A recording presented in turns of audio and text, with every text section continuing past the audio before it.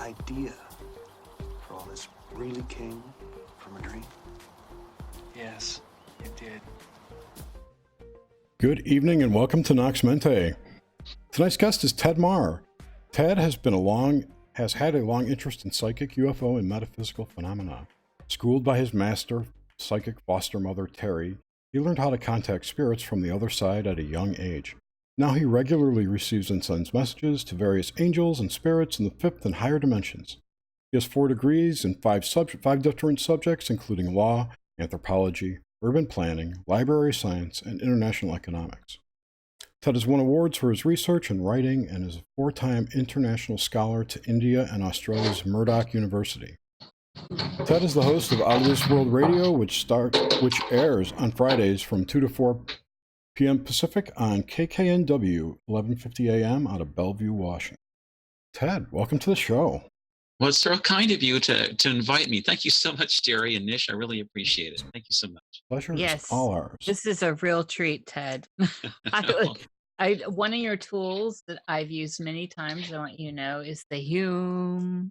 Oh, the Hue, absolutely, absolutely. Yeah, it brings in the galactics. They're always, they're always around me. They've assigned between 3 and 5 spacecraft, which do protect me, and I do see them up in the sky. And I also have some Pleiadian ships now who've been with me since last November. What's up with that King Plachacha guy? The what? Sorry? King Plachacha. Isn't he the Pleiadian king? I don't know. I think so. Sounds like a Pleiadian name. I think it's made up, to be honest. Yeah. No, there was a guy on YouTube who claimed to speak to Pleiadians, and he said that there was a King Plachacha in the inner earth. Uh-huh. A Pleiadian guy. Oh, really? Interesting. And I haven't met anyone else who communicates with Pleiadians to confirm that. Yeah. Well, what I'll be doing, I'm going to Mount Shasta in 2 weeks, and Mount Shasta it has a lot of Pleiadian ships around it in Northern California. And I was there actually early last month in July, and the commander of the ships came down to visit us at our campsite, and he came down to the fifth dimension, and you could see his shimmering image around the campsite. It was quite interesting. We had a nice, interesting conversation with him. So he was curious about us because we kept sending him lots of messages of love and light. And then we asked him, hey, could you move your spacecraft to the left? And he did. And then to the right, and he did. And then up and down. And finally he took off. And he had been there for 6 years, and he'll be there through the ascension process to make sure everything's smooth. They can't directly interfere, but they can aid us with our. This is a planet of free will, so you have to ask for his help. But he's there, and they've been around me every night since. So it's still light here. It won't be getting dark for a couple of hours, but I'm sure I'll be seeing their craft again tonight. I always wave and say hi. I'll say hi to you too. For you too. They're free to come into the show if they want. Okay. Always free. All right. Thank you. Thank you. There was speaking about this. There was a strange occurrence here, and I haven't talked about this on air actually. About a month ago, and I was in my bathroom, and this sound happened, and I didn't really know how to pinpoint it. The road around my house was being worked on, so there was no traffic at all, and Right. It was it almost sounded like a powering down of a computer in a weird way, but it was big and kind of sonic in my ear. So I decided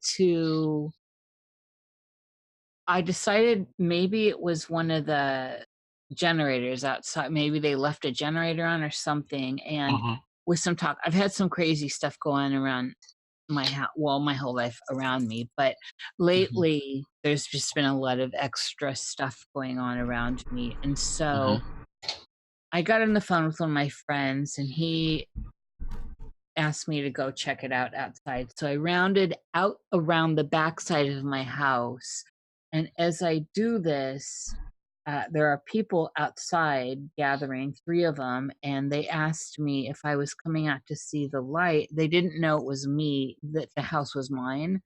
And I said, no, I was actually coming to see what I heard a sound, and I was coming to investigate the sound.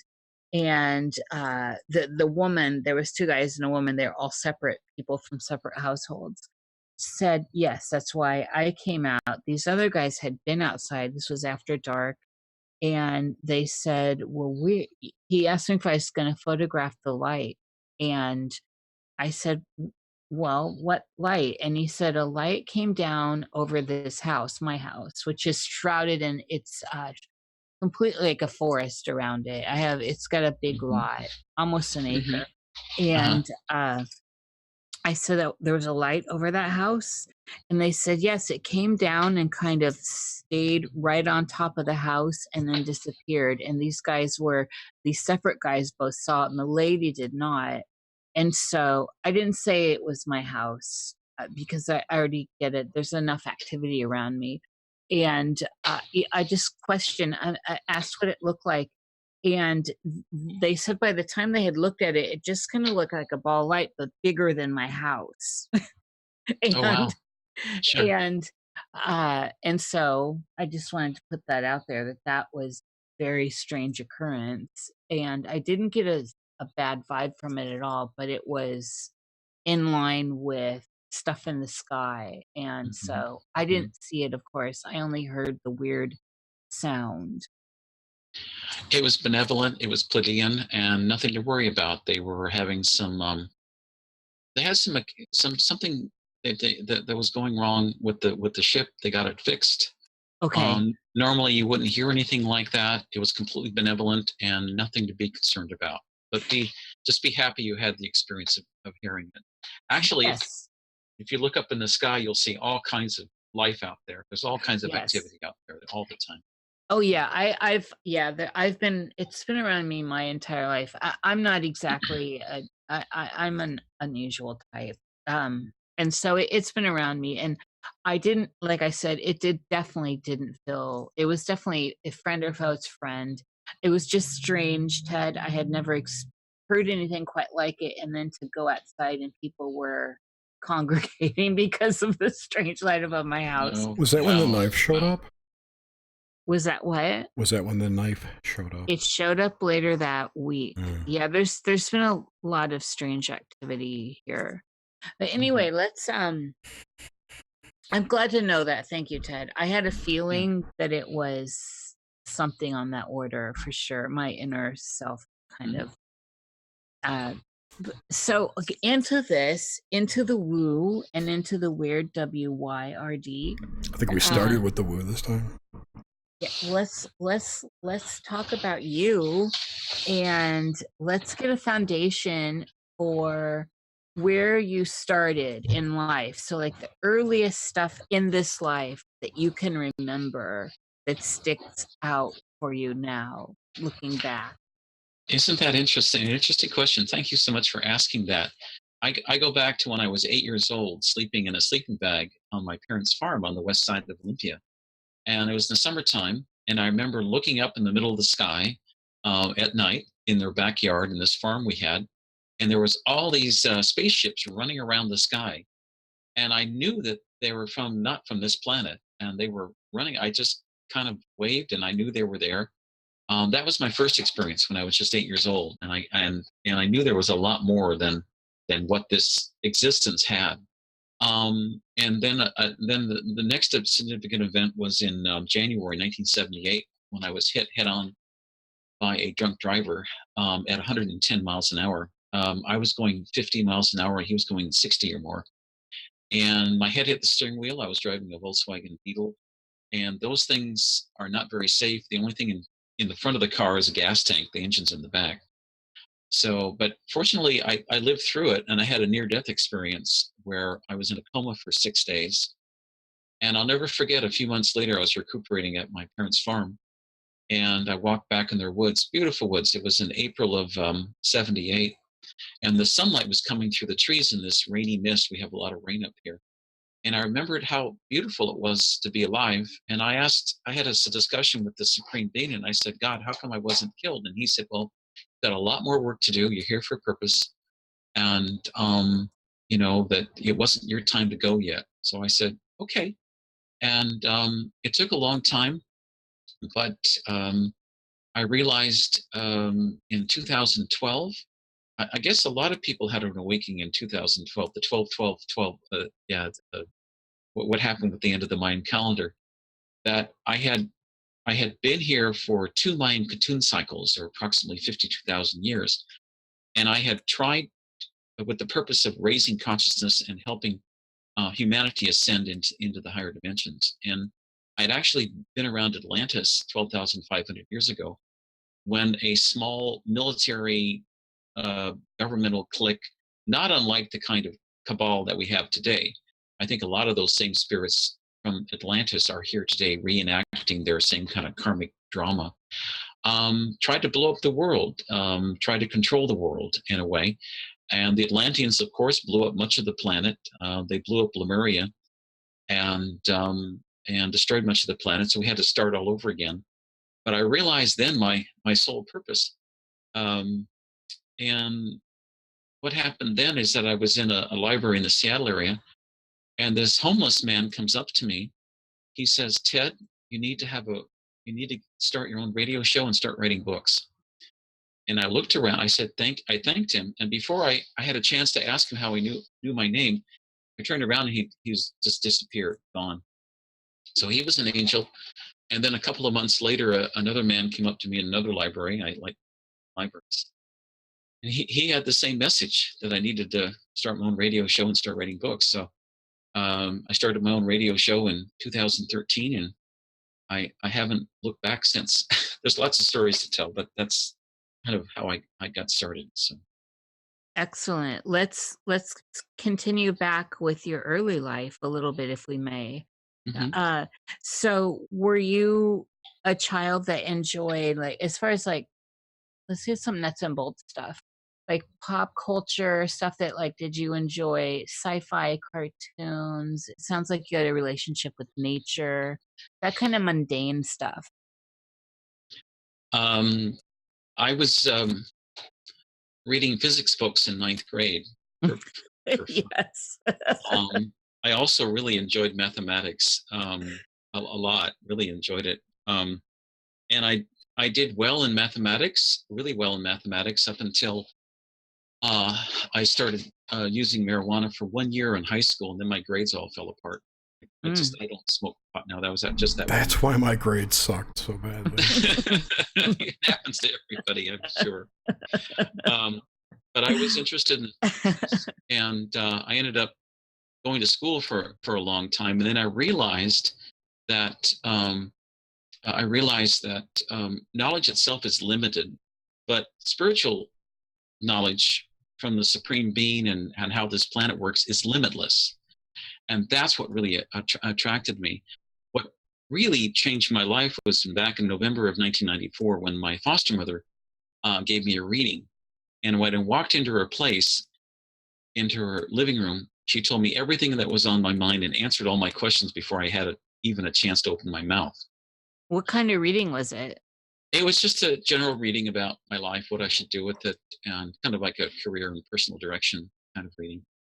So it was And like a psychic reading. Did she use psychic, cards? yeah, psychic reading, yeah, Yeah. yeah. And so she started teaching me how to contact the other side. And then when my dad passed away in March of '99, he came to my foster mother, Teri, and asked her if she would be a channel for him and teach me about talking to the other side. And she said she would. So uh, since um, since then, I've been given life reviews every day, multiple life reviews every day since at least 1999. And during that time, I've been able to experience. I'm very careful on. I always remember that, the things I say and how I interact with people, because it does have an effect. And normally you don't get life reviews until you pass over. But I've been very fortunate in having these life reviews from the spirit world since that time. And as a result of those life reviews, I've um, advanced approximately somewhere above about 500 spiritual years, life years. That's each spiritual life is worth about 80 years, Earth years on this planet. So if I've advanced about 500 life years, it's about close to 4,000 years that would have taken me, normal human, evolution on this planet. So this is now my last lifetime on planet Earth. And so I'm trying to do everything I can to help with the ascension process, because I know I won't be coming back here. I'll be going back to my home civilization, which is the Pleiades. Yes, that and that's you've fascinated me with that, and listening to so much of your stuff over the last several years. I'm wondering about your. So I'm still back in the early days. I like to move forward from there a little bit, even though I'm not a linear person. So when you were young, were you dreaming a lot of? Was any of this coming through in your dream life as a young person? A lot of it was coming through in my what I call my heart mind, intuitive mind. There's people have two different minds in this dimension. They have their logical mind in the third dimension, but they also have their heart mind in the fifth dimension. And the heart mind is something like 2,000 times stronger than a logical mind. And so if you trust your heart mind and always try to develop your intuition, you'll never make a mistake, or much less likely to make a mistake on decision-making process. Do you connect to that through your, would be your solar plexus chakra? Solar plexus, absolutely. Yeah, absolutely. That would make sense then when you have, like, quote-unquote gut feelings, right? It came from your higher self, your higher mind. Oh yeah. I'm writing a book now for a German publisher in Munich on how to contact angels and the other side, and how to use your heart mind to make decisions. So I've got a deadline of a couple of weeks. So oh my, I'll get it done. But she's been waiting patiently for it now. So just do a chapter a day. Chapter a day. That's your mantra. A chapter a day. That's how I got through my books. Yeah. Really? Wow. Yeah, really. Okay, thank you. I'll remember that. Yeah, I'll remember that. Thank you. I have to tell you, Jerry. Pardon me, Jerry. I can see you in the video here, and it's like we're in your studio in your home right there in this dark area. It's really pretty neat. So yeah, it's my kitchen actually. Nice. Thank you. That's great. See? That's great.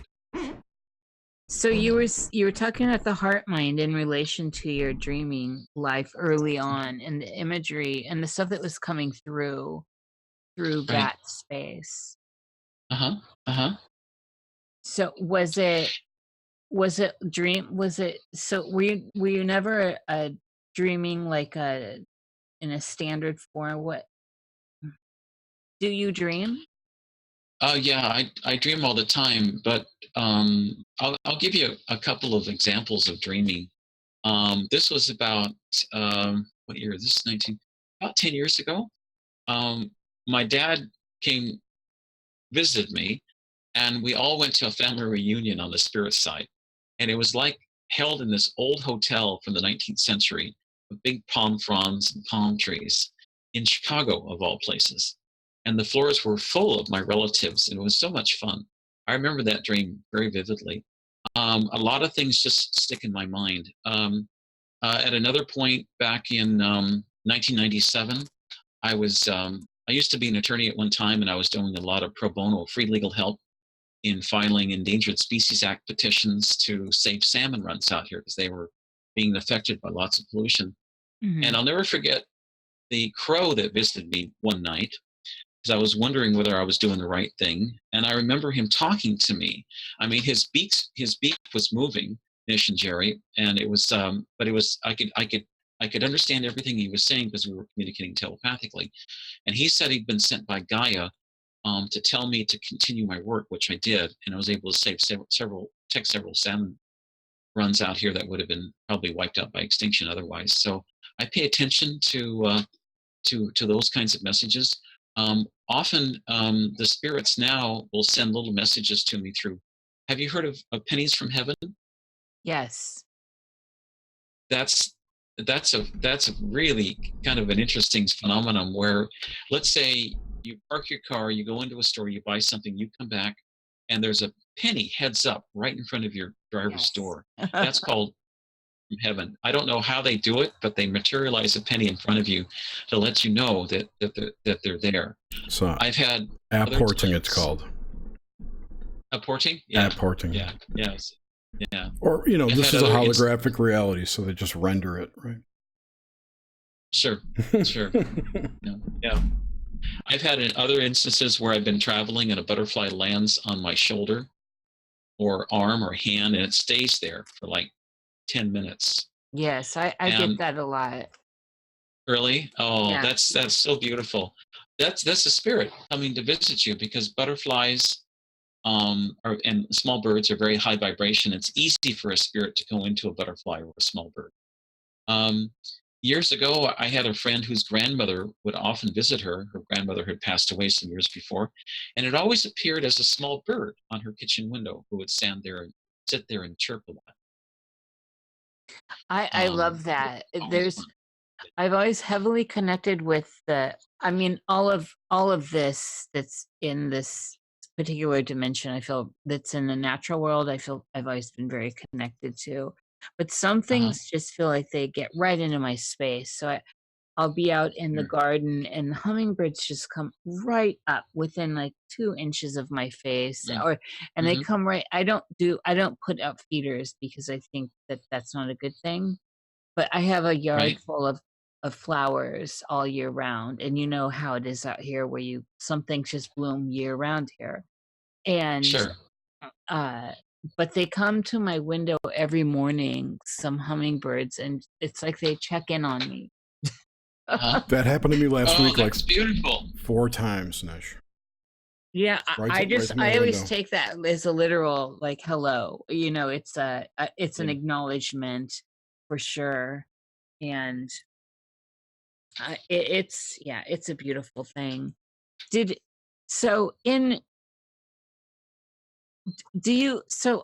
I re-listened to a bunch of your stuff today that I had listened to just as it came out or as your show was airing, and I'm wondering about how you process the idea of lucidity in this dimension, and in specific in dreams. So, because I understand, you talk about 12 dimensions, right? Right. And so I'm wondering how that translates, say for a layman out there that's not familiar with you or some of the stuff that you've brought forth, and has come in here to tune in on this stuff via the dream filter. And so how does this information filter through in this particular dimension as a person's dreaming? How do you see that happening? So lucidity, OBE, that stuff. Okay, I can tell you quite a bit about that. For those listening today, thank you so much for listening, and I hope this will be helpful to understand that there are actually 12 different dimensions, I'm told by my spirit friends, and we exist here in the third. We're getting ready to shift in. Parts of the planet now are already in the fourth, and they're getting ready to shift into the fifth, and by the end of next year, there will be parts of the planet which will be in the fifth dimension. As you go up the ladder toward the 12th dimension, where the supreme being, or God, if you will, resides, you become less ego-based and more light-centered. So by the time you get up to the 11th dimension, you're just almost like pure light. For spirits to come down especially from the fifth dimension down to this third, it takes a lot of energy for them. And if you've ever talked to a spirit if you're in the third and you try to talk to spirits in the fifth, they always talk very rapidly, very, very quickly. So it's hard to I have to keep asking them to slow down because third dimension is a little bit like trying to run a mile in a mud patty, because it's very dense. It's very, very dense. But you talk about lucidity, when you sleep at night and you go into the dream state, you're actually going into the fifth dimension and you can talk to spirits there. You can travel anywhere you like. I myself spend a lot of time during the week going to the Library of Alexandria in the Aegean Sea beneath Greece. The Library of Alexandria still exists in the fifth dimension. It's still there. And they have lots of, it's the kinds of things they use to access history, for example. They'll have books, but it'll be like what Corey Goodis talked about in the Secret Space Program, where they'll have like a tablet, and you actually can look at the historical event, like Abraham Lincoln's Gettysburg Address, for example, in real time. You can see it in real time as it happened back then. The other thing that's happening right now is what's called the Schumann resonance is really rising here on the planet. For thousands of years, the Schumann resonance, or the vibration of planet Earth, was 7.8 hertz. Then in September 2016, it almost doubled to 13.8 hertz. Since that time, parts of the planet have exceeded 1,000 hertz. And by the end of next year, the hertz level of some parts of the planet will exceed 50,000 hertz. And what that means, the planet itself will shift into the fifth dimension. As our vibrations on the surface go higher and higher, it makes it much easier for spirits from the other side who reside in the fifth dimensions and higher to come talk to us in a lucid way. It also makes it much easier for people from Telos and the Hollow Earth to visit us here up on the planet, because they themselves live in the fifth dimension. Now, people may ask, well, what's the fifth dimension like?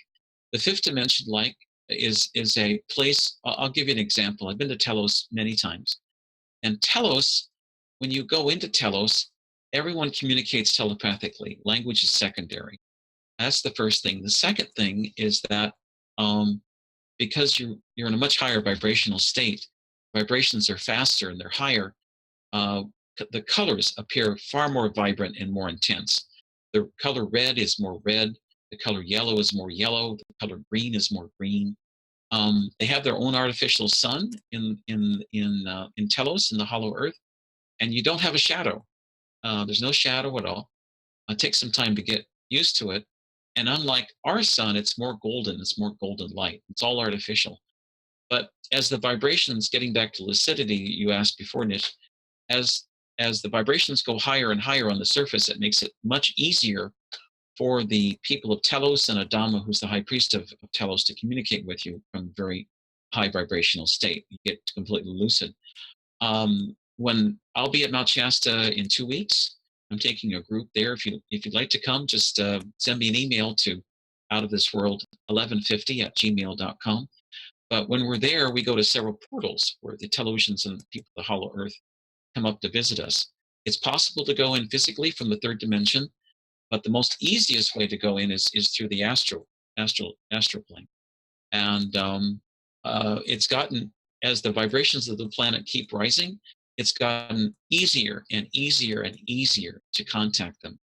Now, frankly, I don't need to go to Shasta anymore to gain entrance to Telos and the Hollow Earth. I can go there through my own mind. Oh, that's the Schumann resonance. Thank you. You're welcome. Sorry so much, my friend. That's the Schumann resonance, and it's been rising rapidly. The Russians are real good at tracking it. But it's funny, on the web, you'll find a good site for tracking the Schumann resonance one day, and the next day you'll find it and the link's gone, or the site's gone. But the negative forces can try to stop it, but they're not going to stop the evolution of this planet. We're well on our way now to go into the fifth dimension. And anyway, it's an exciting time, my friends. Really an exciting time. So when you mention the Library of Alexandria is still accessible in 5D, is that what some people call that the Akashic Record? No, the Akashic Records are in the Van Allen belt around the planet. And from what I understand, there's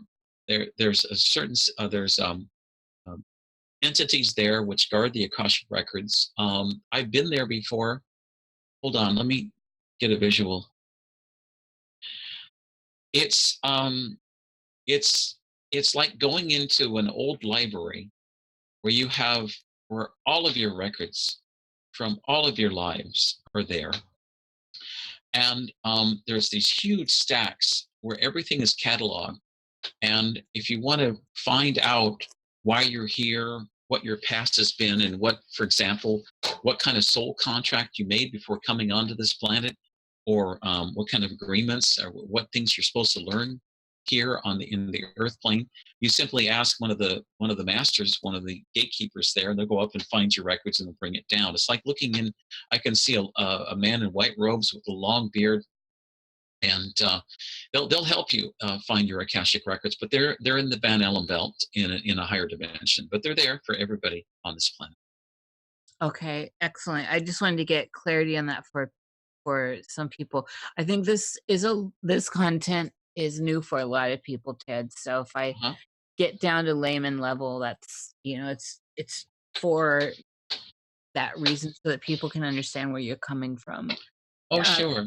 And so back into dreaming, how does one know? So say I'm having a dream, it's lucid, and I have this intense contact from something that's other than myself, and I know that it's not my personal information, it's not an aspect of my personality, it's pushing back and it's bringing me information.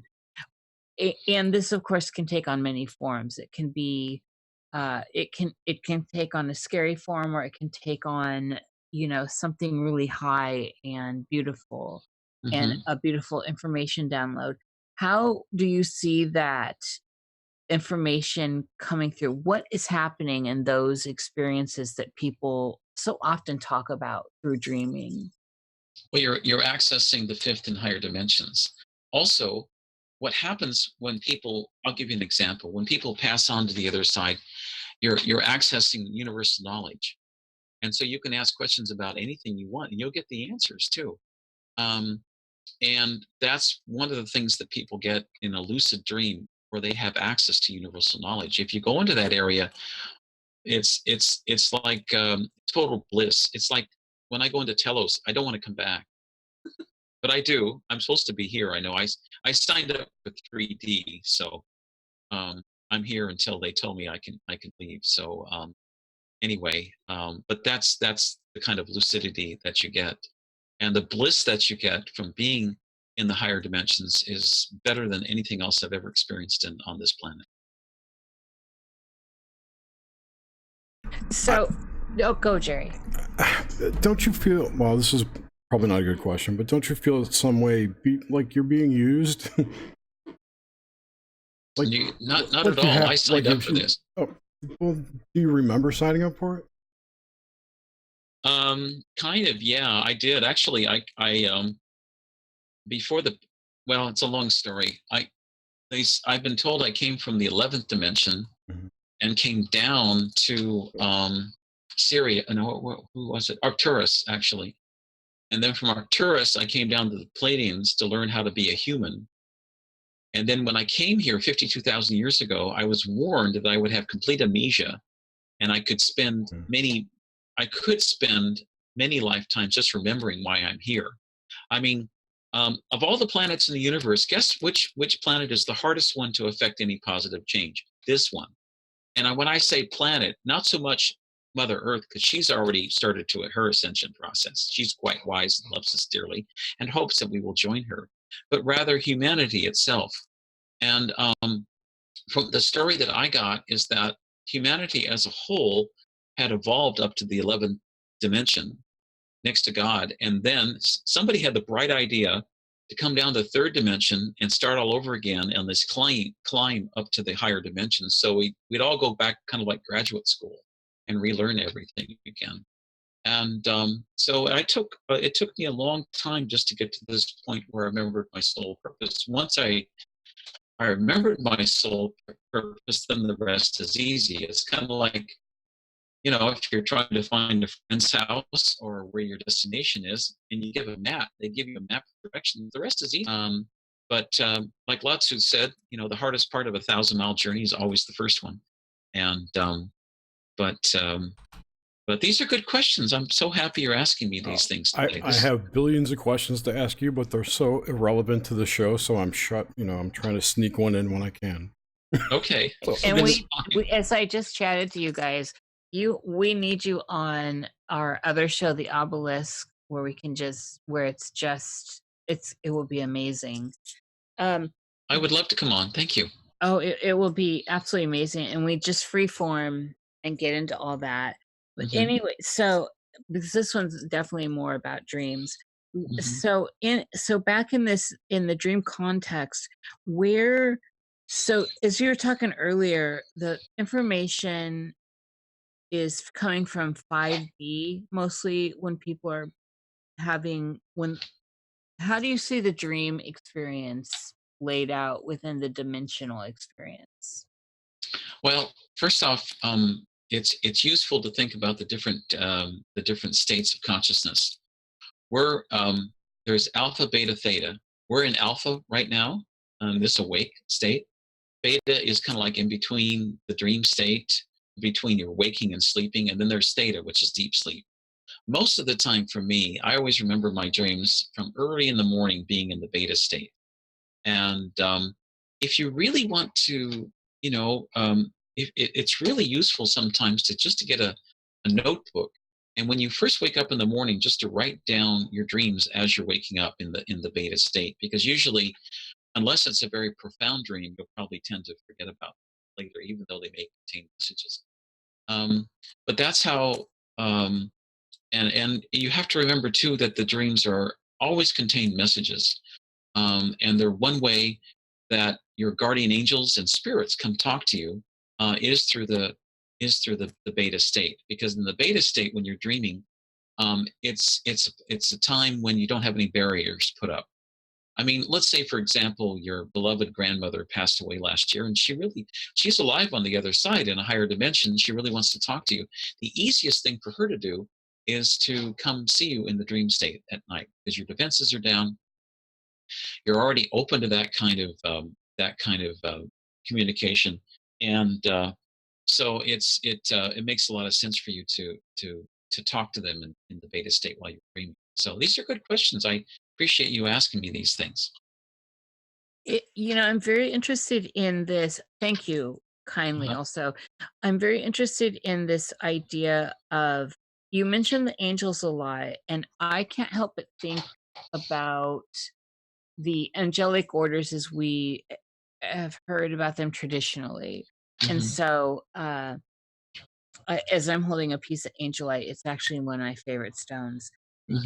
Is how do you see the angelic order? So the seraphim, the cherubim, the principalities, all of them, and their roles in our lives, as we definitely most people experience them through the dream states.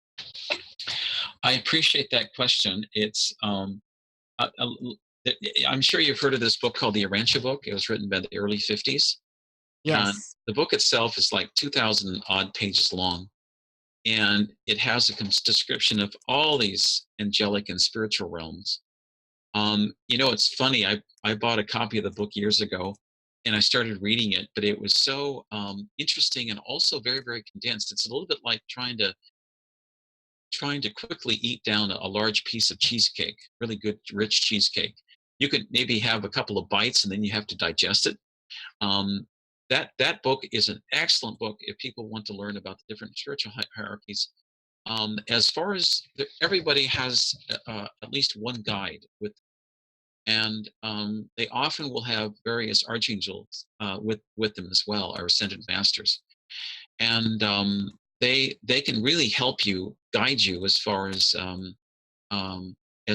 like life, career, and decisions that you make.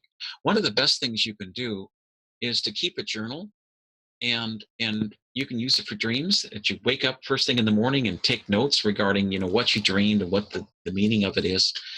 And also too, you can what I do when I teach people how to contact the other side is that you first take some precautions. You first cover yourself in a white light for protection, and then you put a series of mirrors around you facing outward to deflect any negativity.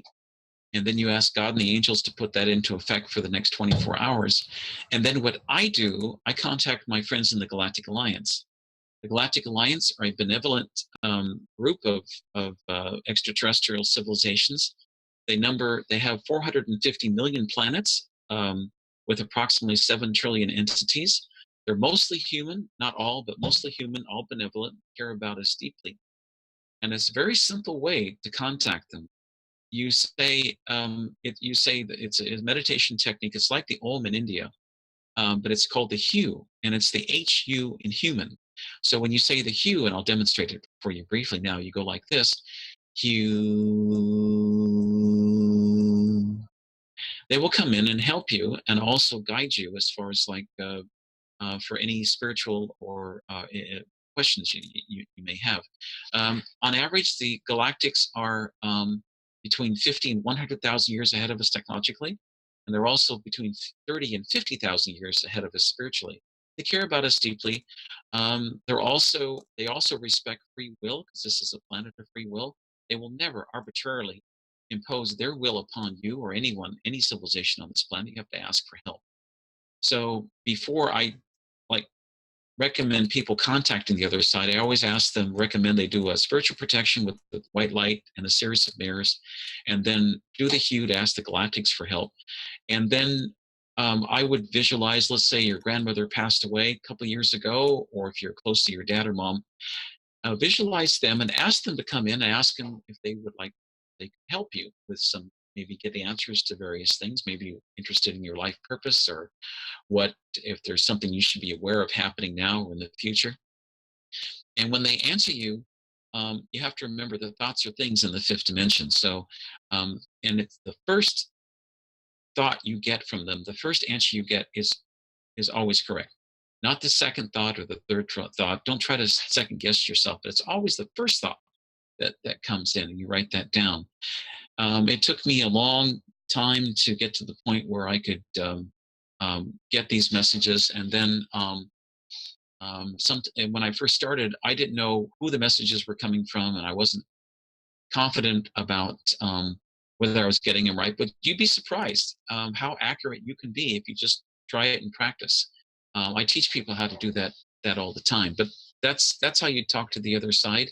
And also, it's getting much easier now to talk to the other side, because the vibrations of the planet are going higher and higher. And as the vibrations go higher and higher, it's going to be much, much easier to talk to spirits on the other side in higher dimensions.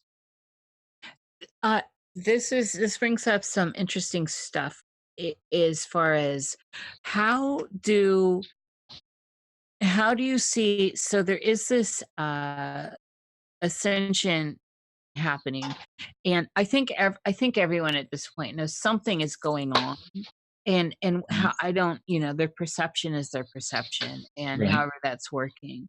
Mhm. However, when we look around at the craziness that's going on, that just seems to be havoc and mayhem and all this just unbelievable stuff Right. that's going on. What's your take on that? And what's, with all this, I'd say, I don't want to say negative, but it just seems like it's all tumultuous. Well, you have to take a look at the broader picture. There are two different main groups in this part of the Milky Way galaxy. The first group, I'll talk about the benevolence, the positive ones first, are service to others based upon love and caring and relationships, harmonious relationships. They're called the Galactic Alliance. They're mostly human. The other side of the coin are the negatives, who I call the reptilians, and they're based upon negative energy, fear, and war, and tyranny. And the Earth itself, as the Dalai Lama noted back many years ago, has been an experiment in evil. It's a place where evil was negative entities and negative thoughts, negative civilizations, and negative people were allowed to be here to see if it would help humanity make good choices on choosing the better path, a positive path of service to others rather than service to self, of being positive and loving rather than negative and warlike. But the experiment itself has not worked out very well. And as the Dalai Lama said many years ago, this experiment in evil is ending here on the planet. And sure, it looks like a helter-skelter, tumultuous time where all these things are going on, and it's hard to discern, whether we're making any progress. Well, believe me, we are, and I'll give you an example of this. From 1986 to 1989, Dolores Cannon published a series of books called Conversations with Nostradamus. And she and about a dozen other psychics did a group meditation, and over a period of several years contacted Nostradamus back in the 15th, 16th century. And Nostradamus said that his quatrains were being misinterpreted during the last century, so he was happy to give her these predictions, what he saw back from his perspective back in France in the 15th and 16th century. And at that point, before things changed, we were headed on a path to World War III. He said by the year 2005, many American cities would have been in smoldering ruins from a nuclear war. Well, the year now is 2019, and we're still alive. There's been no nuclear war in the United States. Sure, we have challenges. I'm not saying we don't, but because the mass of humanity has made the right choices, those timelines have changed completely, and now we will have no nuclear war and no Armageddon. And I'll give you an example of that. Back in the February, March of 2015, when I was first contacted by Albert Einstein to write my book, Messages from the Masters, Albert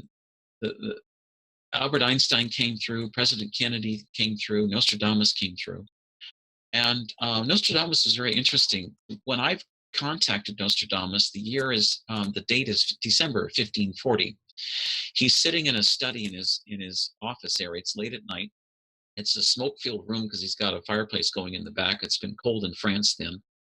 And he's got this big oak desk in front of him, and he's wearing this floppy red hat, burgundy hat with a floppy dark burgundy cape.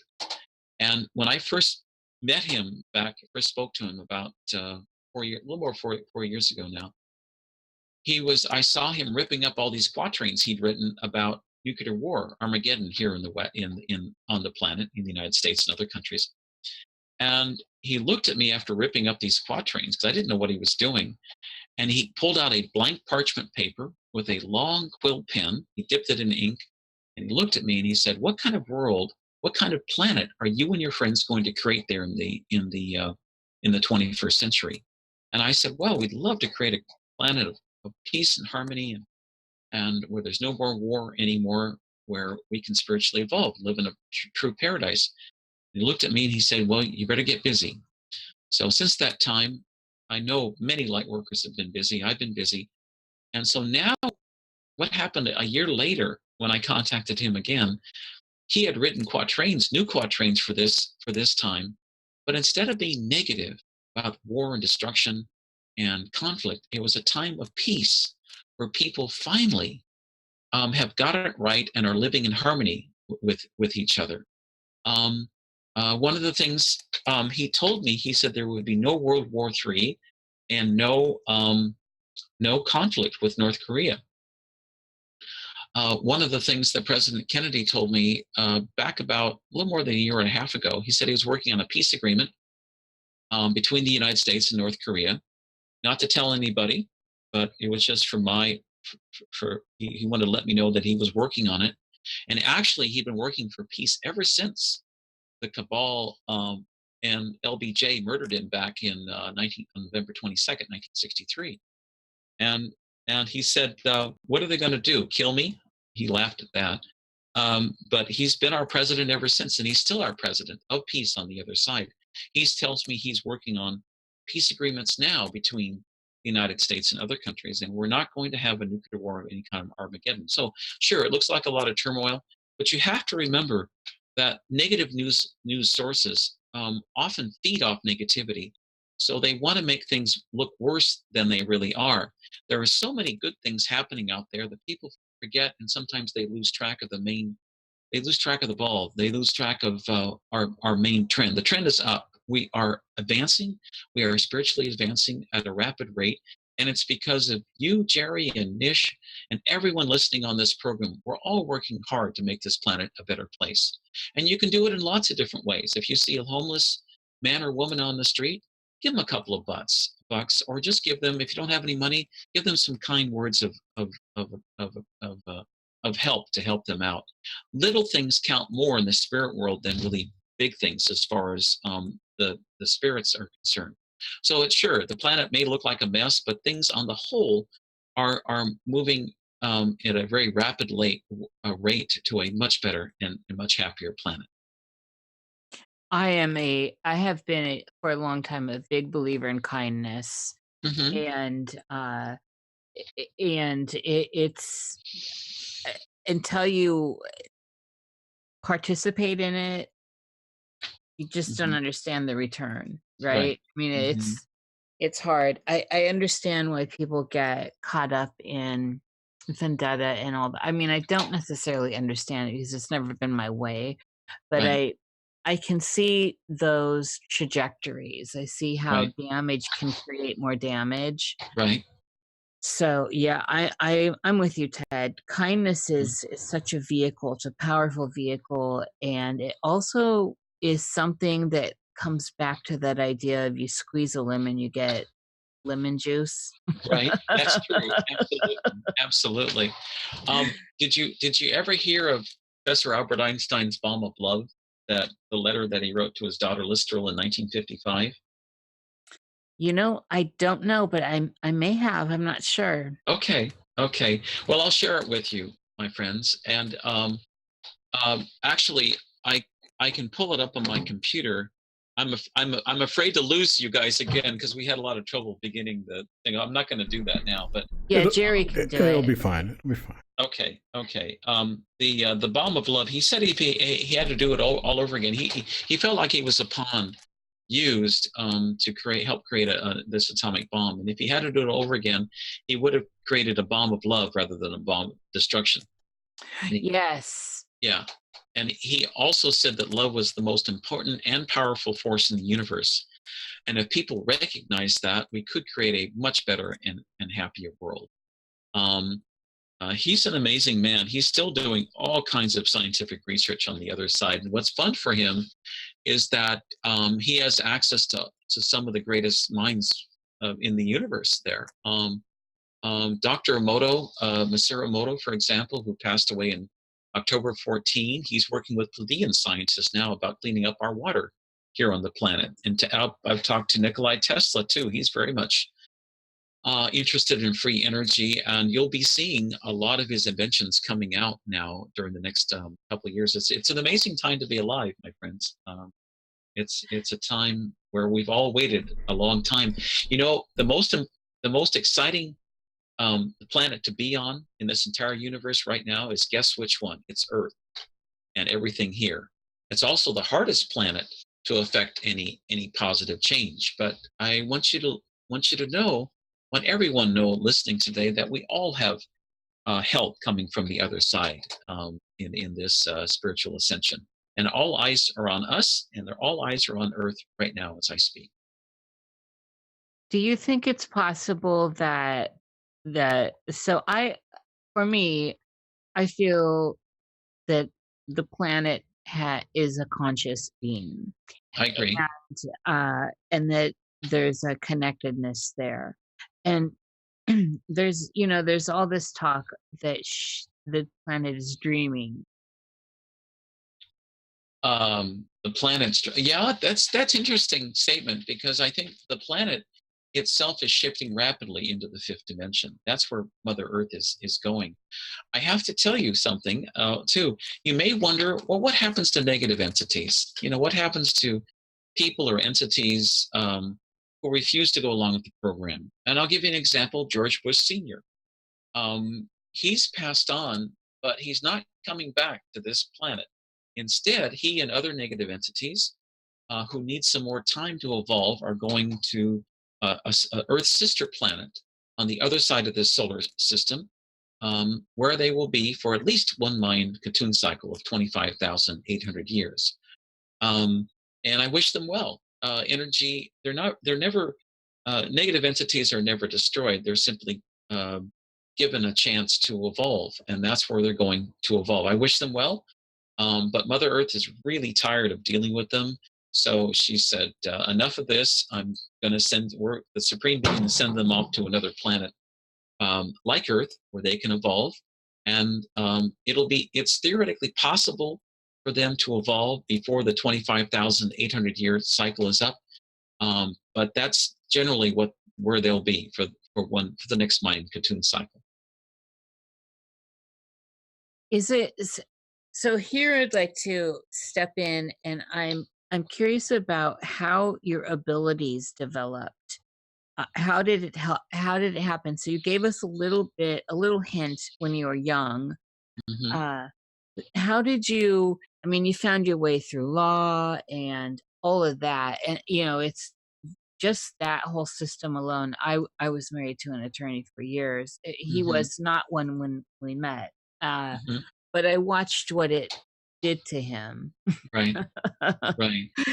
And it changed him. And so how did you become, where did your psi abilities come from? Like, is there do we all have access to this, Ted? Or how does this, give us an idea? Is there a pathway for everyone to get to where you are? Absolutely. And everyone has the ability to develop their own psychic powers. I'm working on a book right now for a publisher in Germany on that very topic. But everybody's got the innate qualities. One thing you have to remember, though, and if for people listening now, would urge you to get a piece of paper and a pen, because there's something important I want to tell you.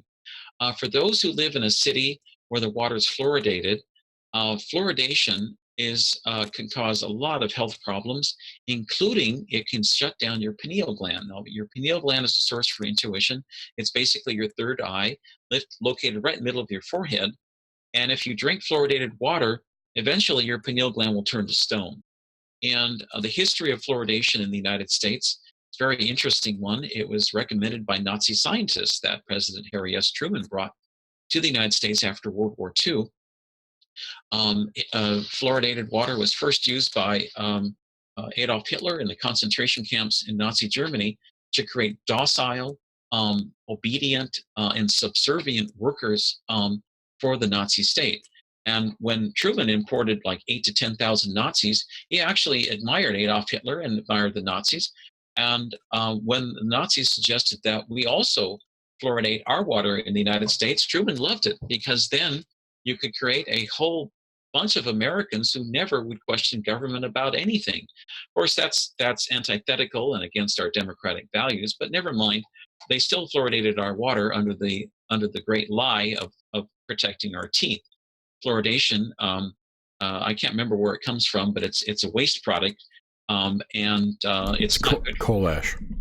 Yeah, coal ash. That's right. So if you do live in a fluoridated city, a city with fluoridated water, and you want to develop your intuition, one of the first things you should do is go out and buy a bottle of what's called Arctic skate liver oil. That's Arctic, as in Arctic, A-R-T-I-C, skate, S-K-A-T-E. Sometimes it's listed as fermented skate liver oil made by Green Pastures. A bottle of it, 120 capsules, cost about $30. It'll last you, just take one capsule per day. Within 2 weeks, all the fluoridation in your pineal gland and throughout your body will be completely gone. And after that, if you live in a fluoridated area, it's very important for you to drink only filtered water that takes out the fluoridation, and also a water filter for your bathtub too. Yeah. Only reverse osmosis will get out the fluoride. Okay. Thank you, Jerry. Sure. We're all on top of the fluoridation and everything. Yeah. But I see a point in the not too distant future where the United States will stop fluoridating this water, because too many people will wake up, realize it's just a poison anyway. It's stupid.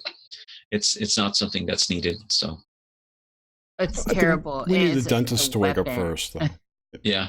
But the Arctic skate oil is a good pearl of wisdom for people to get to start flushing. And if you're not filtering your water, right. I've been filtering my water forever with a Berkey, with the fluoridated one, and you can taste. Oh, Berkey's excellent. Yes, Yeah. I love Berkey so much. It's and then I have shungite in it also, and then I excellent. transfer that water into a shungite jug, and then that's from there I drink. I have this whole whole process with the rose quartz and everything. But the skate oil is very important, and that's a big pearl of wisdom for people really trying to flesh this out. Oh So yeah. thank Oh, you for that, because we're always looking for little things people can do. Not everyone can afford a bird. right, right. That's true. What you can do too is what Dr. Emoto did with his own water experiments is that he took a bottle of water full of radiation from a nuclear power plant back in 1999, and he wrote the words love and gratitude on the bottle, and then he put some of these water crystal pictures on the bottle itself from love and gratitude that he'd taken at his office in Tokyo, Japan. And after he did that, within 48 hours, all the radiation was gone out of the water. It was just amazing. And in theory, you could do that too with your own fluoridated water, is to write love and gratitude on the water that you drink to get rid of fluoridation and also to raise the vibrations. I mean, there's different ways you can do this. You could also theoretically put these love and gratitude water crystals on the on a glass of water or on a bottle of water. There's a company called you can get these crystal pictures from the Emoto office or the Emoto Peace Project. Their website is www.emoto peaceproject.net. Or if you need more advice about it, just send me an email to outofthisworld1150@gmail.com. I have friends in London who have 4 water containers. Now, London water is not very good. It's fluoridated and chlorinated and you name it. But they have like a system where they filter their water and then they run it through shungite and rose quartz crystal. And at the end of the day, when they drink their water, it's so good. You can tell the vibrations are very high. My dear friends Bradley and Jem in London. But there's ways to treat your water so you can have good, clean water, even if you live in a big city with fluoridated water. Yeah, the shungite, once I started adding shungite, I have it now everywhere. So when I go camping, it's in my camping stuff. It's amazing the taste that comes off of shungite water. It really just tastes delicious. I don't know if it's the fullerenes in it. Yeah. It really does change it. And I'm a believer in programming crystalline matter anyway. Thoughts, period. Before I eat, I'm one of those people thankful for the food, and I thank it. Oh yeah. And I'm also I project into what I put into my body, health and this reactivating my DNA code and longevity code. The stuff that has been turned down in the human bits of our DNA that have shortened our lives, that are controlling the conscious experience we're having here via our psychic perceptions. And so just these spots, as you were talking about earlier in 5D, that have action, they do here as well. It's just we can't see that. We can't see that, but we can certainly feel it, I think. Right. Absolutely. Well, I think water is very important. Dr. Emoto used to say that God is water, or water is God. We are 70% water. Our bodies are 70% water. So water is an extremely important element in us. And you think about it, water's in everything. Yes. And it's in everything. And it's like God too. And it's necessary for life. So one of the things people don't realize is that the reptilians, which are a negative tyrannical extraterrestrial civilization, Hitler signed an agreement with them in 1936 for technical assistance, and so they helped Hitler, and they gave him a lot of the wonder weapons, which the reptilians had hoped he would win World War II. The reptilians had actually advised Adolf Hitler not to attack the Soviet Union, because if he hadn't attacked the Soviet Union, he might have won World War II. People don't realize that, but these were the Draco reptilians, right? Right, exactly. Yeah, yeah, the Not the Greys. Orions. Well, and I thought the Greys moved to the United States because the Russians didn't want to deal with them. I don't know that part of the history, but I do know that the Orions at one time were captured by the Dracos, and they were genetically altered to become a subservient slave species of the Dracos. And those are the abducting kind. Right, that's right. Yeah, yeah, that's been stopped now due to a policing action by the Galactic Alliance. Stopped by aliens, not by humans. Right, exactly. One of the things that the secret cabal government realized after dealing with the reptilians and the Greys is that humans are very, very valuable for our genetics. And so they started also abducting humans and trading them for technology off planet. That's a whole nother story. During the time Eisenhower signed this agreement with the reptilians in March of '54, that in exchange for some of their advanced technology to fight the Russians, that they would be allowed to abduct and so-called study us humans. Since that time, two things have happened. 6 million people have been abducted off planet by the reptilians, thanks to Eisenhower's agreement, and only 1.5 million have been returned. What happened to the other 4.5 million? They were either put into slavery or eaten by the reptilians, who view humans much like we look at chicken and beef as a food source. I know that's upsetting, and I'm sorry to say that, but it's true. Nah, we're used to it. Yeah, I'm totally serious. Our viewers are used to it. Yeah. The important thing I want to share with you is that everyone, thanks to this agreement, have been implanted by negative implants by the reptilians in an attempt to make us more negative, because our basic nature is to be sweet, kind, and benevolent entities. That's what our nature is. Human beings are supposed to be harmonious and kind and loving. Well, they've changed that by implanting us all with these implants in the fourth dimension. And I'd like to give you and all your listeners today a little spiritual gift, if I may. It's a simple couple of sentences which will disable your negative implants. Would you like me to say this now? Please go ahead. Okay.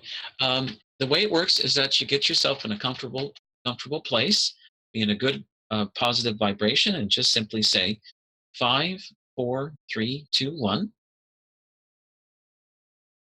I receive. If you're a man, you say, I receive from the God within me. If you're a woman, you say, I receive from the goddess within me. Complete ownership and control over all the negative implants within me, and nothing and no one can negatively influence or control me, and I know it to be true. And every time I've done this, people have said that with me. I instantaneously, it's like their whole body lights up, and I see all this beautiful angelic light coming from their face, from their pineal gland, from the top of the crown chakra, from their arms and legs. So it does work. If you've ever had a really, really good day, let's say you go home and you try to meditate at night, and there's no reason to have any negative thoughts. Ever had a time where you have negative thoughts running around in your head? That's the implants. That's not you. Those are artificial implants put into your subconscious and in your astral plane to make you negative, and they can be disabled that way. There's 2 levels of implants. This is on the superficial level. There's also implants put into people's souls before they reincarnate here on the planet, and those are your chakras, right? Yeah, they're chakras. Yeah, and you can to disable those. It's beyond my pay grade to take them out, to disable them. But if you do the hue at night, do that 3, 4, 5 times a night. Ask the Galactics to come in to help you, and they will take them out. No problem. In a nutshell, if I guarantee that if people do this, they will feel far better and less negative than they have. Yeah, I don't know how I know that, but I just do. Yeah. Okay, good. Good. I know I've said quite a bit. Are there any areas I could focus in on today? Oh, we lost Nish. I forgot where she was in the question. She's got a whole list of questions she wants to ask. Okay. So I think she was tuning in on how did you? I'm interested in your psychic abilities. Okay. Besides your communication abilities, how did you develop those further when you discovered you were whatever you want to call it, and I guess were you always at the same level and then you've gotten better, or was it something you had to learn how to do, to read people and that kind of thing? I had to. It took me years of practice to get to this point. I picked it up fairly quickly at first when I first started, but it's trial and error, and when you tune into the other side, what would happen is that my dad on the other side, he passed away in I think March 3rd, 1999, and then he gave me a series of instructions where Teri, my foster mother, he would send messages to me, and my foster mother would be she would grade me basically on how accurate I was. And after a while, I got very good at it. One of the things that I realized after a time is that you can't hide anything from the spirit world. You can't hide anything from God, because they see all, and there's only truth in the fifth dimension.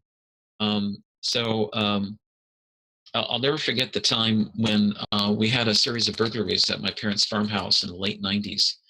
Burglars took about $150,000 of antiques and all kinds of stuff. And my foster mother, Teri, said, "Don't worry. God and all these angels were watching them, so they will have to pay for what they did." So I said, "Okay." And it doesn't matter whether, so much. The police didn't seem to be interested in it because it was a property crime, and they don't put a lot of emphasis on property crimes where I live. Anyway, so about a year later, these individuals were meth addicts, and they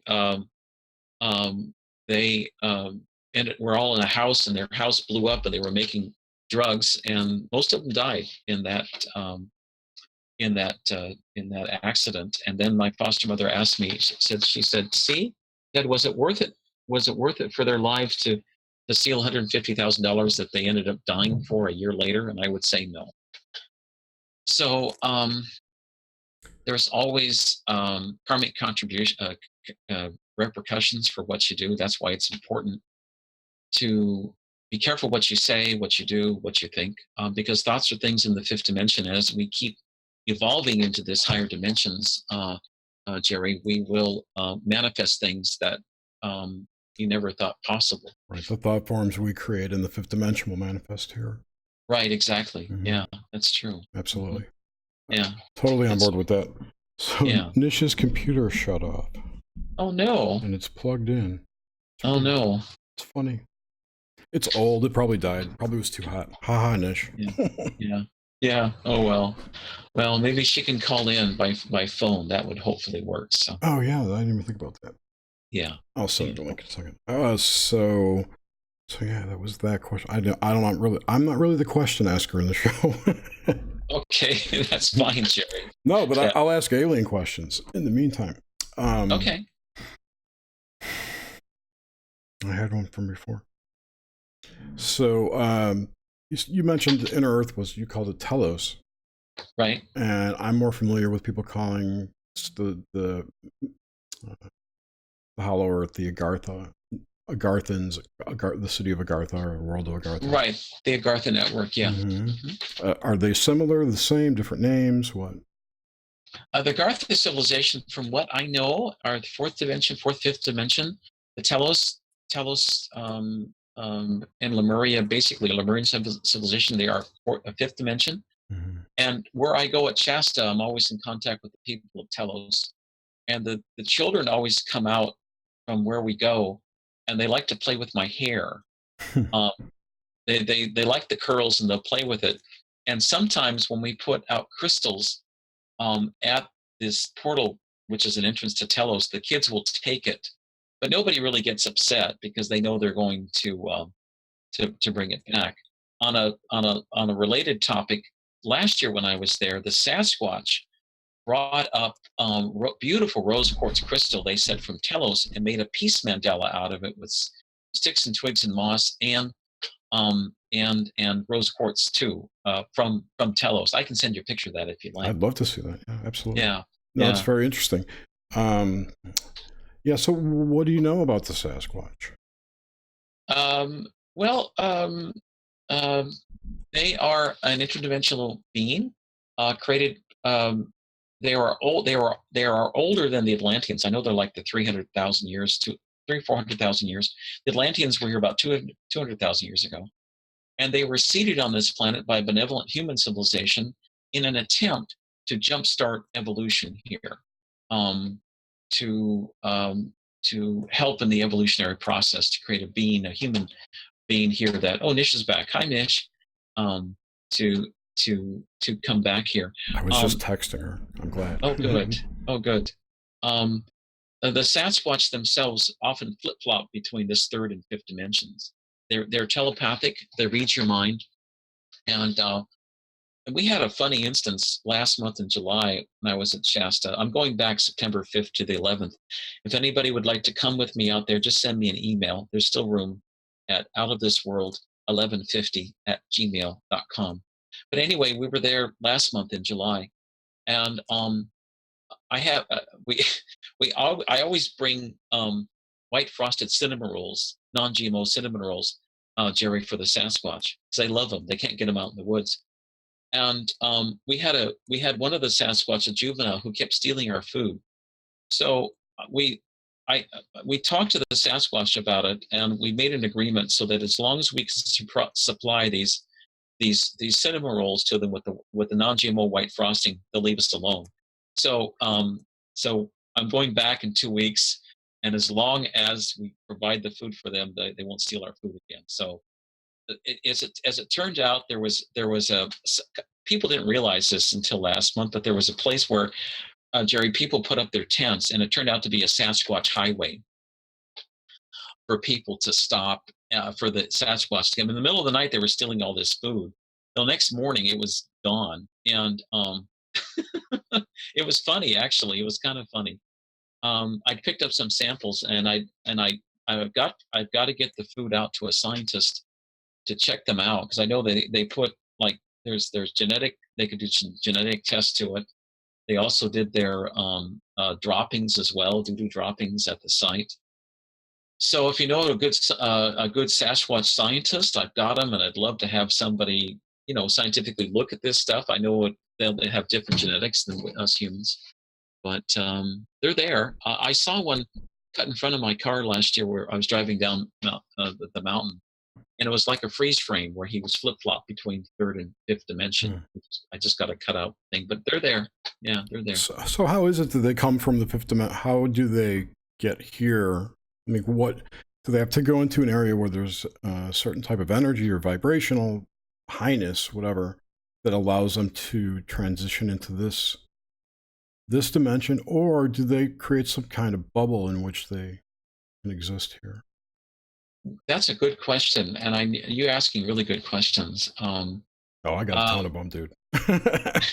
Okay, all right, Jerry. Well, they are actually from fifth dimensional humans, and they were hybridized with a third dimensional. It was a giant sloth about 300,000-400,000 years ago that was cut between the two. And there's 4 main subspecies of Sasquatch. There's the first group called the ancient ones, who look just like us, but they've got fine fur all over their bodies. And if we humans on this planet were to mate with one of the ancient ones, we would have viable offsprings. The three other subspecies are like, they get increasingly hairier, and they're more like the sloth than they are human.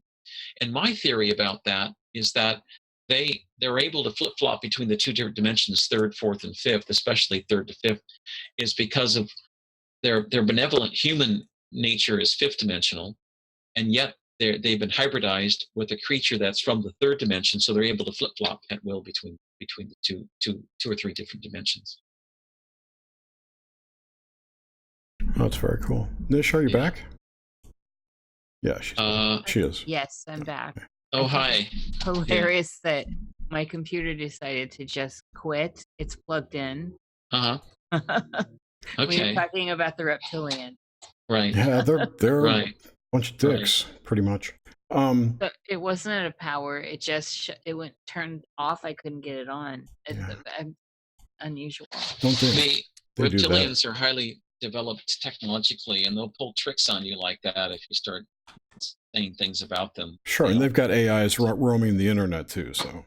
Yeah. Right. Exactly. Yeah, they do. How does that all play in, the AI stuff? The artificial intelligence is it's a long story. The reptilians themselves think that they are the epitome of evolution, but in actuality, if you look at a spiral going upward, they are in an evolutionary cul-de-sac. They've advanced as far as they can go technologically, and because they're not connected to source or the supreme being, they have to beg, borrow, and steal whatever technology they get. They are a resource-driven, negative, tyrannical civilization, which specializes in conquest. Actually, the kinds of things that they've done on this planet have been done in 22 other star systems. They come in, they'll offer the elites on a planet benefits for cooperating with them, and then they always want to reduce the population by about 95% to create a smaller slave-like population. This is what their plan has been for planet Earth for some time, but they want to reduce our population to about 500 million, create a manageable slave-like, completely controlled population, and then what they do at the end, they blow it up with an antimatter bomb. Shortly after the reptilians concluded this agreement with Eisenhower back in March of '54, they put in an antimatter weapon in the Congo in Africa, and it's half the size of a railroad boxcar. That's why the Galactics have been so careful in working behind the scenes to stop the reptilians, because they could blow up the entire planet with this antimatter weapon, and there would be nothing left, no souls, nothing. And they've done this 22 other star systems. However, if that were to occur, it would negatively affect the 40 other planets in this solar system. There's not 9 or 10 planets in the solar system. There's 40 other planets here in the solar system if you count the other dimensions. How many? 40? 40? I've heard 66 right now. 66? Okay. I lost count. All right. Interesting. Currently physical planets, not interdimensional ones. Right. Mm-hmm. Yes, right. Because I guess we're waiting on Mars to do something. It's dragging behind us. Or we're I'm not so sure what's happening on Mars like that right now. I know that there was a Nazi colony on Mars, Nazi bases. There was also a Nazi base on Ceres, Ceres, which is an asteroid in the belt around. Had that cool ice structure antenna thing. Yeah, right. That the remnants of those asteroids between just outside of Mars and our solar system is the remnants of a planet called Murdoch, which existed about 500,000 years ago, which was blown up by the reptilians in a nuclear war between the Galactics I and thought the Palladians were the ones who dropped the bombs to stop what was going on by the reptilians. I don't know the full story. I was just told the planet ended up getting destroyed by the reptilians. Anyway, I'm sorry, I wasn't challenging you. I was like, I had heard that from Win Keach. I'm sure you're familiar with him. Oh, Win Keach. I know Win Keach. Sure, he's been on my show before. Sure, he's a Pleiadian, past Pleiadian, whatever, and he was apparently one of the people on that ship that dropped the bomb. Okay. Yeah. Oh, wow. Well, I don't know the full story. This is little bits and pieces that my friends have told me from the other side. So. I thought it was a cool story. It's very Ender's Game-ish. Kind of interesting. Yeah. I was told that all the souls from Murdoch were in like a ball, a soul ball for a good 200,000 or 300,000 years before they finally made their way out of it, and many of them came to Earth to reincarnate to try to rectify what had happened. A lot of things that happened with Murdoch was a warlike, male-oriented planet that kind of focused too much on war and weapons, and they ended up, drawing in the negative entities from the reptilians, ending up this war and blowing. They got themselves blown up basically, which was unfortunate. But maybe that's why our planet has so many troubles. We're a real mixing pot here. We've got entities from all over the solar system, all over the universe here, and from other dimensions as well. So, other universes. So, not to mention all the overlays of whatever other kind of entities are here, elementals, fairies, whatever. Yeah, absolutely. Do you see the different governments being controlled by different races of ET? Oh boy, there's a $64 million question. The U.S. government was essentially controlled by the reptilians from the 50s after President Eisenhower signed his agreement in March of '54, all the way up until about 2-3 years ago. In 2016, Michael Salla says that the U.S. military started cutting ties with the reptilians and started forging alliances with the Galactics and the Pleiadians and the Nordics, positive Nordics. That's what I know. I'd love to get some current updates on that, because the reptilians are being being forced off the planet right now. The Chinese government had been controlled by the reptilians ever since the early 1950s. That's why many people think that the Chinese government itself has been so ruthless to their own citizens, is because of that reptilian influence. But the reptilians are getting forced out of China too now, and I'm looking for the Chinese Communist Party to collapse completely within 2 years, maybe a little longer. Depends upon people's free will, but it's coming. And there's a lot of changes happening, good changes now in China that you would never, ever hear in our main media here, but it's happening. That's what I'm told. So. Well, we're seeing all that stuff in Hong Kong, which I think is that the people are fighting, saying not enough. Yeah. So. Right.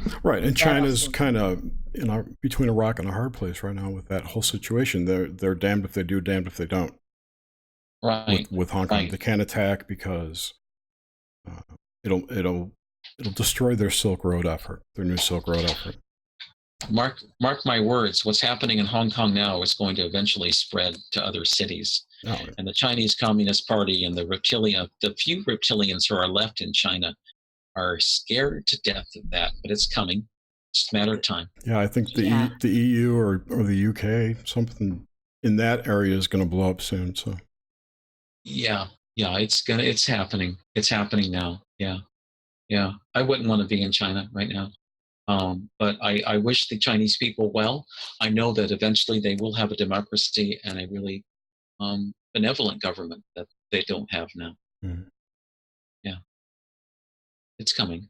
It's coming for the whole world. Yeah. And see, that's a new world order. Talking about earlier, though, that is what we're seeing with this tumultuous stuff, is that this is all getting shook up. Right. And it needs to be. And so I see the stuff that's happening, for example, in context what we were just talking about China and Hong Kong, is a very good thing, because it's the people standing against this terrible, Goliath, and and they've had it. The illusion's down for them. They've had it, and they're doing what it takes. And so ultimately, I do think that leads to a much better place. And it doesn't even need to, for people that do not want to hear or do not understand or cannot see the woo, which is kind of the alien stuff, just on that level alone can pull up to, this has been a terrible, structured government that's been very controlling. The people are tired of it, and they're coming together, and eventually this will break shackles. Right, exactly, exactly. It reminds me of the situation in Denmark in 1942. In Denmark in 1942, the Nazis um, wanted all elementary school teachers in that country to teach Nazi doctrine to kids. Every single teacher refused to do it. And guess what happened? There were so many teachers, all of them that refused to do it, that not one of them went to a concentration camp. And if we all stand up and assert our rights for a better planet, the negative entities cannot stop us. We have power in numbers, and we have a lot of powerful spirits on the other side, and the galactics as well, and the Pleiadians helping us from the other side. You know, I have to tell you, after the so-called California fires happened in Malibu and Paradise, California in November of last year, Mm-hmm. those were not fires. Those were directed energy weapons used Yes. both cities. About 80,000 people died. Although, if you listen to the mass media, I don't know what they said. I think they said 60 people died or whatever, which was a lie. But as a result of that, I and many light workers asked for help from the Galactics, and the Pleiadians came.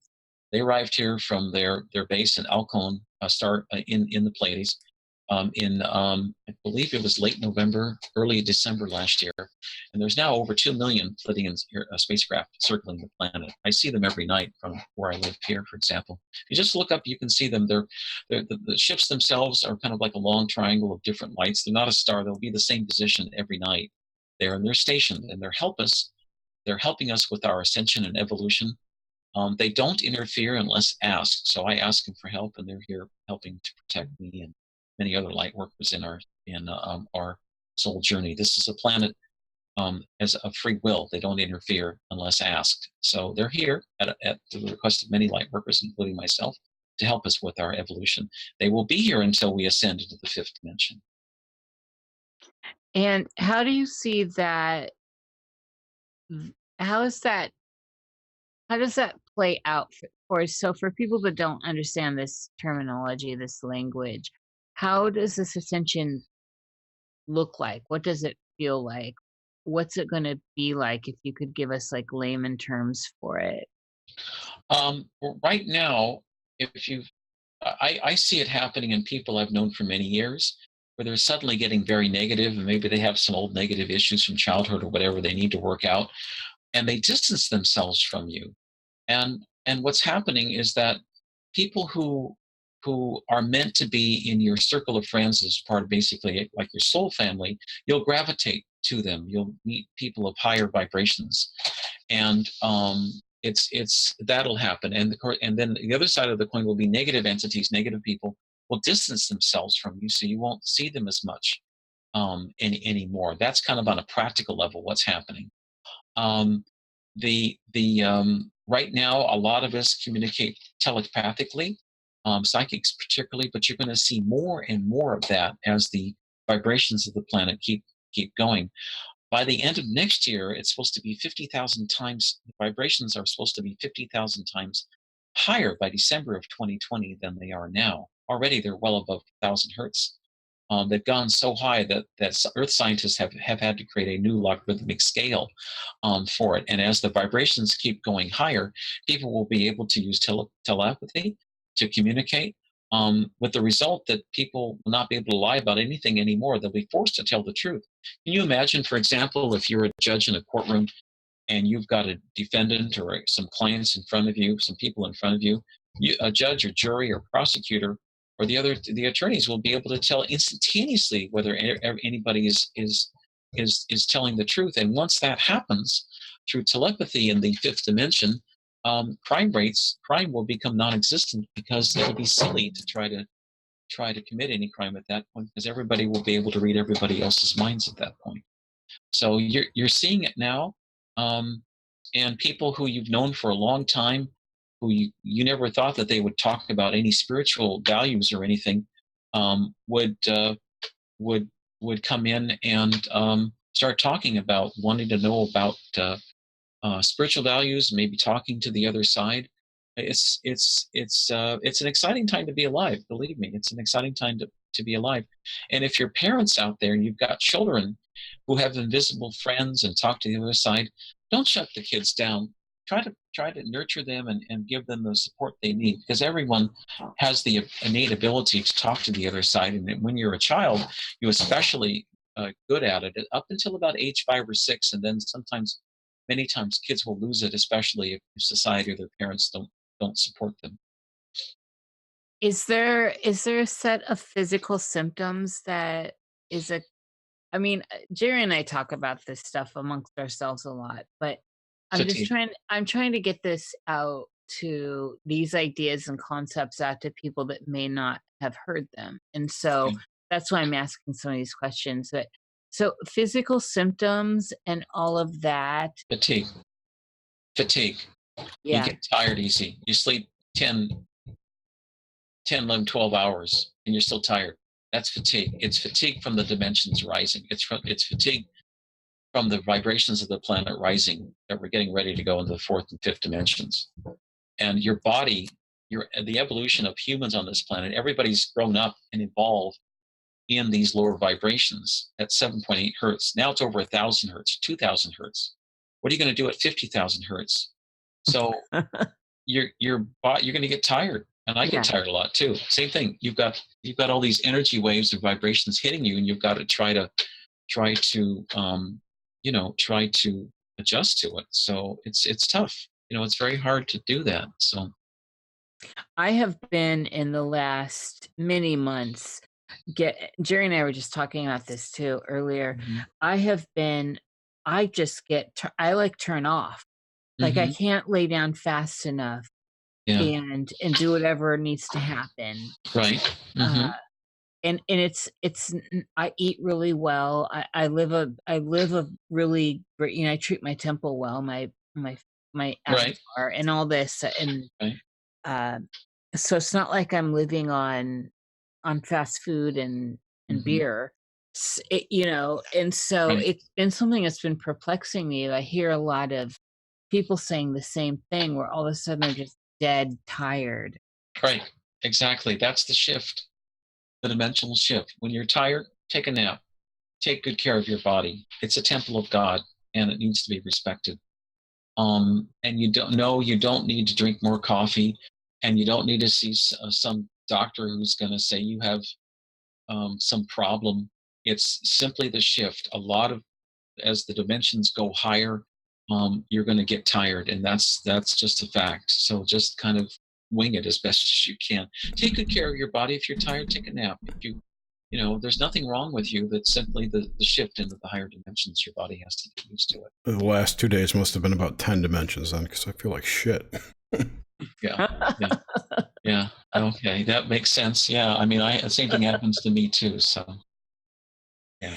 And then, so with the telepathic stuff, this is something I'm very, very, very interested in. Is how do we? So I'm trying to get a lot of how-tos from you. So how does one tune in? So for example, I'd say 6 months ago now, I started to have a lot of what I would call white noise and tinnitus happening, especially in one ear. And to me, as I've been working with it and trying to not frame it in a negative light, Right. frame it in a light that I need. It's an opportunity for me to tune into something. How does one do that? How do we tune into these frequencies that we're now shifting through, that the hertz levels are raising, and I just know it's connected? Well, I look at it is that we're all tuning into it subconsciously. The main thing is just to try to adjust to it and cope with it, because like you said, Jerry, you're really tired. Take good care of your body. Treat it well, eat well, rest well, get lots of rest. I have Julie Calley is a wonderful psychic out in the Los Angeles area. She's a good friend of mine, and she said that she rests like every other day just to get used to the tremendous vibrational changes that are happening. And so if you get tired, pay attention to your body and just take a rest. Don't drink coffee. Just give yourself some TLC. You deserve it. There's nothing wrong with you. It's simply your body's trying to get used to the higher dimensions. You will get used to it. So if you're on Adderall when you're going when you're going up in dimensions, do you go up more than one? Adderall. That was a joke. Oh dear. Okay. Yeah. All that stuff is to be avoided if possible. Any drugs to be avoided. Yeah. I should say unnatural drugs. Yeah, natural drugs. Yeah. Unnatural. Is there going to be a separation? So, say, I've heard this talk where some people are not, and so, okay, so I'm trying to tie this into is possibly, if we look at this kind of in the sim reality kind of experience with the NPCs, is this and how I'm trying to tie all this in together. So the souled beings, the souled people, are we seeing is there a separation there? Will that all become clear? Is there such a thing as NPCs? Yeah, I think it's already becoming clear now. There's a big separation happening. There's going to be people that will simply no longer be in your life anymore. Some will be exiting. They'll die early, pass early, sorry to say. But I don't know all the different ways, but they simply will not be around. Yeah, I've thought about that, and I've talked to other friends about that too. It's going to be some kind of rapture thing, I think. I guess so. Yeah, you could look at it that way. Piles of clothes on the pavement and stuff like that. Yeah, you could say that. Yeah. Well, that would be kind of cool. It would be terrifying, but it would be kind of cool. Yeah. Yeah, it would be interesting. Yeah, it would be interesting. But I wouldn't be here to see it, so. Yeah. So, well, so it's like an act. So reactivating DNA in a way is what I'm seeing, and finding that extreme longevity through a higher frequency. Am I perceiving that correctly? Right. That's right. Yeah, that's true. That's true. Yeah, that's true. That's true. Boy, there's so many topics to talk about, isn't there? And especially this time this is the event that I've been here 2 Mayan Cocoon cycles, or about 720 lifetimes, or 52,000 years. So here we are. It's a very exciting time to be alive. And anyway, and if people have questions, they're certainly welcome to email me anytime at outofthisworld1150@gmail.com. Or I hope this is okay. They can listen to me on my radio show at online. You can listen live on Fridays from 2 p.m. to 4 p.m. Pacific time at www.1150kknw.com. I just listen live or on YouTube there. Or you can go to my website at www.outofthisworld1150.com and listen to past shows. It goes back about 6 years, and I have many interesting people on my show if you'd like to listen for free. It's all free. Put all these links in the description too for everyone, and in the show notes. Thank you so much, Ted. This has been wonderful. Oh, I'm so enjoyed talking to you both, and I'd love to come back anytime at all in the future. There's lots more I can say. You have another radio show you talked about, Nish. I'd love to be on it. Just let me know. Yeah, that one is more like this discussion. This one is more of a dream show, which we don't really do. But that one will be phenomenal. Okay. I will have come into it not with the dream kind of overlay going on. Okay. And then we take live callers and all that.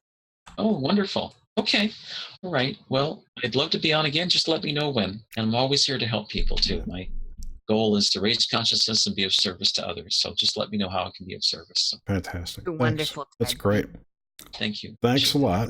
Thank you everyone for listening too. And next week we have MJ Benias, who's a UFO researcher, has a YouTube channel and a radio show. He's a very cool dude. So be sure to check us out.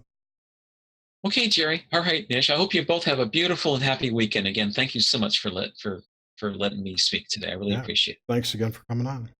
All right, my friends. All right. Bye-bye. Bye-bye, Ted. Bye-bye. Bye-bye. Bye-bye.